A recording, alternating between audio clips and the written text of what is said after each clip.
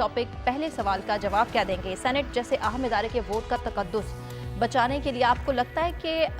Open ballot سے voting ہونی چاہیے؟ پہلی بات تو یہ ہے کہ مجھے بہت خوشی ہے کہ آج ہم اس ایشو کے اوپر بیٹھ کے بات کر رہے ہیں، جس کے اوپر ہمارے سیاستدانوں کو اور ہمارے جو ارباب اقتدار ہیں ان کو بہت دیر پہلے غور کر لینا چاہیے تھا۔ میں آغاز میں ہی کہہ دیتا ہوں کہ ہاں میں اس حق میں ہوں کہ یہ ووٹنگ اوپن ہونی چاہیے، لیکن اس سے پہلے کہ میں آگے بڑھوں میں دو چیزیں جو ہے وہ بہت وضاحت کے ساتھ کہنا چاہتا ہوں۔ ایک تو یہ کہ مجھے اس بات پر بہت حیرت ہے کہ وہ لوگ جو اس کا باعث ہیں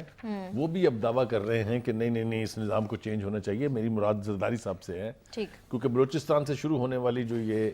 جس کو آپ کہہ سکتے ہیں ہارس ٹریڈنگ، اس کا آغاز انہوں نے نہ صرف یہ کیا تھا، وہ درپردہ نہیں کیا تھا، انہوں نے پھر عوامی ایک جلسے میں اس کا اقرار بھی کیا اور کہا ہاں میں نے کیا اور میں ابھی مزید بھی کروں گا، اور مزید بھی ہم نے دیکھا کہ پنجاب میں بھی ہوئی ہیں پیپلز اور کے پی کے میں بھی ہوئی ہیں۔ صرف قصور ان کا نہیں ہے، میں یہ بالکل نہیں کہوں گا کہ باقیوں نے نہیں کی ہے۔ میں تو یہ کہتا ہوں جس نے بھی یہ اقدام کیا ہے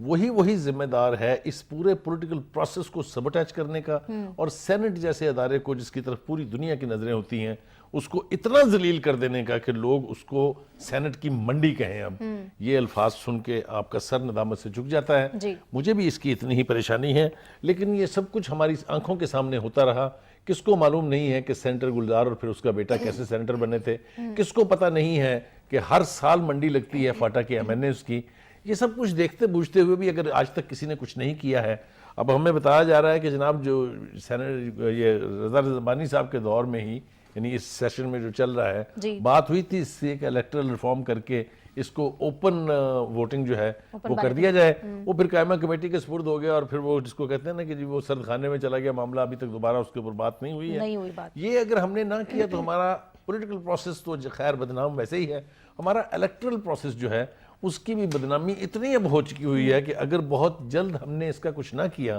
تو میرے خیال سے سوائے ندامت سے سر جھکانے کے اور ہم